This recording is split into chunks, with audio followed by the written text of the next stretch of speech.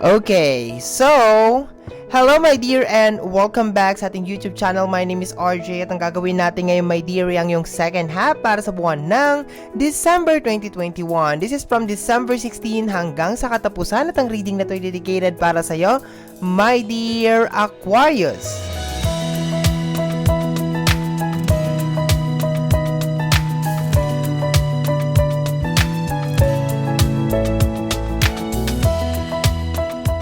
Okay, my dear Aquarius, bago tayo mag-start ng ating reading, gusto ko lamang sabihin sa inyo mga my dear na ang gagawin natin ngayon ay general reading, so hindi ito 100% na magre-resonate para sa ating lahat. Maaari lamang po na kolektahin natin yung mga kupuro sa ating mga puso at gamitin po natin itong gabay para sa ating second half of December 2021. If just in case naman my dear interesado ka sa ating private reading, nasa description box down below ang link na magdadala sa ating Facebook page. PM is the key. Paki-like and follow po ang ating Facebook page. Maraming salamat po in advance. Okay, mga spirit guides, ano mga eksena at kaganapan na kailangan malaman ng ating mga my dear Aquarius para sa kanilang second half of December 2021. Ang dami mong card, my dear. Okay. First card natin, sabi dito is, mahal mo ba ako? Okay? So, tinatanong mo or meron kang tinatanong kung mahal ka ba niya. Okay? Next card natin is, bakit hindi mo maramdaman? Okay. So, there's a tendency, my dear, na parang meron kang gustong ipahiwatig sa isang tao pero parang manhid siya. Parang hindi niya maramdaman. Is either meron kang gustong isang tao tapos gusto mong parang maramdaman niya na you are in love sa kanya, or somehow like meron kang gustong sabihin is either sa partner mo or 'di ba? Meron kang gustong ipahiwatig, hindi mo maidiretsong masabi bagkus ang gusto mo mangyari ay ipadama sa kanya or something like that. To the point na nagtatanong ka kung mahal mo ba ako, ibig sabihin siguro may mga love connection dito na medyo nawawala na. Meron kang paano na ako. Okay? Medyo ang daming message dito, my dear. So, medyo worried ka, my dear, kung paano ka or ano ang mangyayari sa'yo pag, if just in case hindi na mag-work out yung isang connection, okay? No? Next card natin is, natutulog ba ang Diyos? No? I think, my dear, medyo may nangyayari sa usapin ng love. Kung titingnan natin itong lineup ng ating card dito, mahal mo ba ako? Bakit hindi mo maramdaman? Paano na ako? Natutulog bang ang Diyos? There's a tendency talaga na merong something inside the relationship na hindi na nagwo-work. And somehow baka hindi mo masabi ng direct sa yung partner o doon sa person na yon, kung sino man yon, na parang you want love in return. Gusto mong bumalik yung binibigay mo na love sa'yo in return. May ganun ditong nararamdaman. And you are worried pag kung sakasakaling hindi niya maramdaman yung mga bagay na gusto mong ipadama sa kanya. Okay, my dear? So, parang may pakiramdaman na nangyayari dito, my dear, rather. Okay? May mga pakiramdaman. Okay? Next. Oh. You have the perception in dreams, okay? So, my dear, perception in dreams. So, ibig sabihin nito, my dear, there's a tendency na magkaiba kayo ng gustong mangyari sa buhay, okay? Magkaiba kayo ng dreams, no? Hindi kayo nagkakasundo sa iisang bagay nitong person mo na ito, okay? So, hindi kayo nagkakasundo, meron kayong ibang opinion or somehow meron siyang gustong mangyari, meron ka rin ibang gustong mangyari. Kaya ang nangyayari is parang lumilihis yung landas ninyo, walang collaboration na nangyayari dito, my dear, okay? Walang nangyayari dito. Most probably, baka naghihintay ka ng support, ganyan, and then wala talagang nangyayari at all, okay? Yung perception kasi, my dear, is posibleng sa mata niya, ito ay lamesa. Posible naman sa mata mo, ito ay ano lang, kahoy, no? Or something, no? Magkaiba kayo, my dear, ng tingin sa mga bagay-bagay, no? Pero somehow you're asking kung mahal ka pa ba niya, then parang naiinis ka kasi hindi niya maramdaman, and then medyo worried ka kung paano ka or anong mangyayari sa'yo, okay? Natutulog ba ang Diyos? So there's a tendency na question mo rin kung totoo ba talaga yung existent ng ating Creator, okay? First card natin, my dear, we have the Knight of Sword, no? Medyo super bright kasi, my dear. Reflective kasi yung ating card, no? So, ito ay medyo fix, no? Hindi ka talaga patatalo, no? So, kung ano yung opinion mo, kung ano yung gusto mo mangyari, talagang this is super fix. At gusto mo talaga yung kabilang side ang mag-a-adjust sa'yo para sa second half of December 2021. Okay, my dear? Hindi ikaw yung mag-a-adjust, bagkos siya yung mag-a-adjust. Okay? Pakiramdam ko parang naniningil ka ng mga pagkukulang nitong person na ito, okay?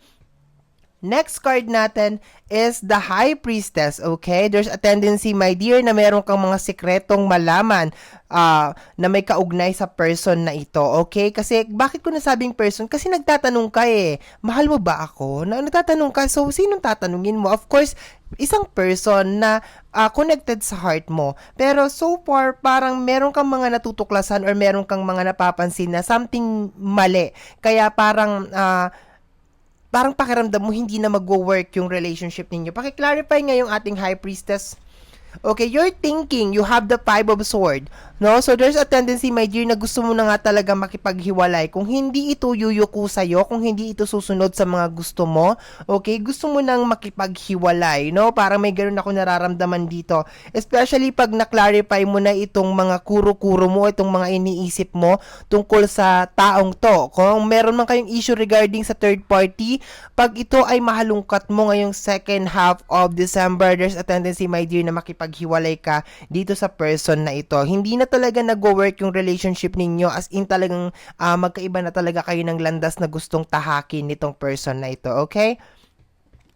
Next row natin, my dear, we have the Queen of Sword. Yes, my dear. Gusto mo na talaga, kung hindi masusunod si my dear Aquarius, maghihiwalay tayong dalawa, okay? Dapat si my dear Aquarius ang masunod, no? Ang medyo complicated lang to kung parehas kayong Aquarius, kasi baka magpang-abot talaga kayo, my dear. Okay? Next card natin is the 7 of Sword, no? Ayaw mo na ng pagsisinungaling, ayaw mo na ng lihim, no? Gusto mo nang maging open for both of side. May ganun ditong hinihingi, no? Gusto mo open ang lahat, wala nang naglilihim, wala nang nagtataksil, no? Kung meron ka man nagawang kasalanan, aminin mo na kay my dear Aquarius, no? Mapag-uusapan ang mga bagay-bagay, okay, my dear? Pero you are actually decided, my dear, na pag napatunayan mo na nagtataksil sa'yo itong person na to, pag napatunayan mo na lahat ng mga hinala mo ay totoo, there's at malaki ang posibilidad, my dear, na makipaghiwalay ka talaga or mag-decide ka, my dear, na sundin na lang yung path or yung landas na gusto mo, no? Kahit na ito ay medyo mag-isa mo lang tatahakin, mas gugustuhin mo na yun kaysa naman makisama ka sa isang tao na hindi mo naman sure kung mahal ka pa or manhid, hindi niya nararamdaman or hindi niya sinusuklian yung mga effort, and then parang for all these times naramdaman ko dito, my dear, na parang nakasandal ka sa kanya, no? Parang nakasandal ka sa kanya and medyo mahirap yung ganitong decision, my dear, kasi to the point na parang gusto mo nang kumalas. So therefore, kung nakasandal ka sa kanya all this time, parang ang hirap na kumalas, no? Ang hirap na gumawa ng sarili mong path, mahirap na gumawa ng sarili mong landas, even though ang kailangan lang sana dito, my dear, is support lang sana, no? Magparaya na lang yung isa, suportahan mo na si Mrs. o suportahan mo na si Mr. or something like that. And somehow yung honesty, yun na nakikita ko dito, yung pagiging totoo, kung nakagawa man sana ng kasalanan yun, aminin na lang. Yun lang naman ang hinihintay mo dito, my dear Aquarius, no? Yung transparency, yung pagiging totoo ng both side, okay? Next card natin, we have the Hierophant. Most probably baka kasal kayo nitong tao na to or nagli-live-in kayo, okay? Nitong person na to. Kasal kayo or nagli-live-in kayo nitong person na to, okay?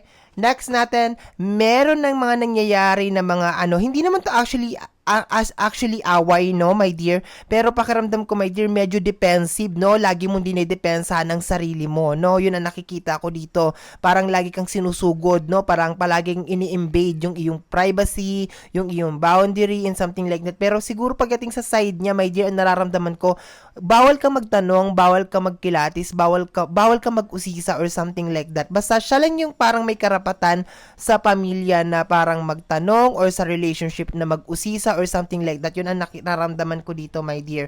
So, asahan mo, my dear, na iikot yung second half of December mo, my dear, sa mga ganitong mga energy, okay? The Queen of Cups, okay? Ang mapagpimping queen, okay? Ang queen na maunawain, ang queen na talagang mahaba ang pasensya, okay? Paki-clarify nga ito, my dear. Okay, you have the seven of Pentacles, my dear. So, most probably baka nagkukulang ito ng mga bigay sa yung budget or somehow like support. Meron ako nararamdaman dito, my dear. Most probably child support sa mga anak or something like that. And parang ikaw na lang lagi yung gumagawa ng paraan, ikaw na lang lagi yung tumatapal, ikaw na lang lagi yung dumidiskarte, ikaw na lang laging umuunawa. Malakas ang tendency, my dear, talaga sa second half of December, my dear, na parang sumabog ka, my dear, no? Or parang magreklamo ka sa mga bagay-bagay. Bottom deck of the card, we have the 5 of Wands, okay? Malakas ang energy dito, my dear, na posibleng magkaroon ng mga misunderstanding dito, my dear. So, I just suggest, my dear, na kung meron kang gustong makuha galing sa isang tao, tanungin mo na lang, wag mong idaan sa pakiramdaman. And somehow, siguro kung nagtatanong ka kung mahal pa ba niya ako, I think you just need to approach yung person na yun at saka tanungin mo siya. And yung tanong naman dito na kung paano ka, I think this is just a wake-up call para sa you, my dear, na kailangan mo nang tumayo on your own. Kasi, oo nga naman, paano ka pag biglang mag-collapse or parang maghiwalay kayo nitong person na to or mawala itong person na to. And kung natutulog ba yung Diyos, my dear, sa kabila ng lahat ng mga pinagdadaanan mo, sa lahat ng mga nangyayari sa buhay mo, my dear, I think hindi, my dear. Talagang minsan kailangan lang natin pagdaanan yung mga ganitong mga pangyayari sa buhay natin to make us a strong person para maging malakas tayo, my dear, para mapaglabanan pa natin yung mga susunod na mga pagsubok na darating sa buhay natin. Okay, my dear? So, my dear, yan ang reading mo para sa yung second half of December 2021. Somehow, kung nagustuhan mo to, especially kung napadaan ka lang, don't forget to subscribe. Pag-click ang notification bell para ma-update ka sa aking mga upload, and free to like, free to share, and free to comment sa lahat ng ating mga videos. Once again, my name is RJ, also known as Apo J. Maraming salamat po, and until next time, bye-bye. Thank you, my dear.